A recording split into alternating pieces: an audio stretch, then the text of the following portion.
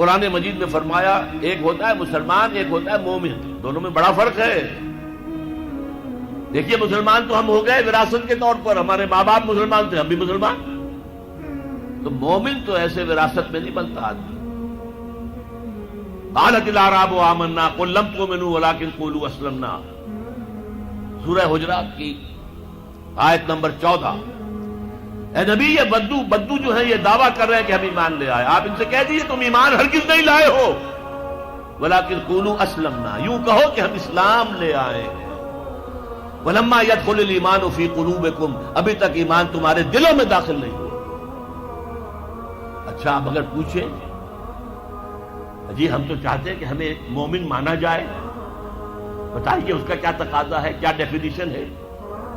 فرما دیا گیا اگلی آیت کیا ہے، 15 آیت، انما المؤمنون الذين آمنوا بالله ورسوله ثم لم يرتابوا، مومن تو صرف وہ ہیں جو ایمان لائے اللہ پر، اس کے رسول پر، پھر شک میں ہرگز نہیں پڑے، یقین والا ایمان ہو گیا۔ وجاہدوا باموالہم وانفسہم فی سبیل اللہ، اور پھر انہوں نے جہاد کیا اللہ کی راہ میں اپنے مالوں سے بھی اپنی جانوں سے بھی۔ اولئک ھم الصادقون، صرف ایسے لوگ سچے ہیں اگر وہ کہیں کہ ہم مومن ہیں۔ جہاد کے بغیر تو ایمان ہے ہی نہیں،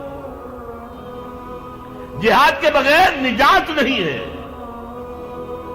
آپ نظام باطل کے تحت زندگی گزار رہے ہیں، اس کے خلاف جہاد کیجئے، جد و جہد کیجئے، جہاد کے معنی جد و جہد، اس نظام کو بدلنے کی، اسے جڑ سے اکھیڑنے کی۔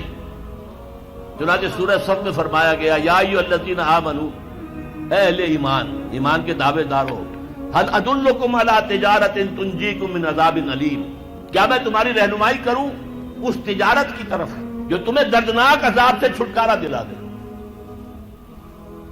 نوٹ کیجئے سوال کیا ہے، اگر جہنم سے بچنا چاہتے ہو تو ایک تجارت کرنی ہوگی۔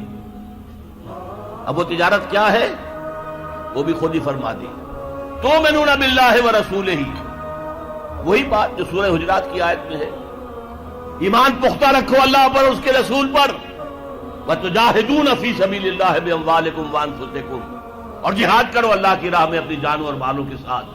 ذالکم خیر لکم ان کنتم تعلمون، یہی تمہارے حق میں بہتر ہے اگر تم علم رکھتے ہو۔ دین کی بات پھیلانا صدقہ جاریہ ہے، ثواب کی نیت سے ویڈیو کو شیئر ضرور کیجیے۔ جزاک اللہ۔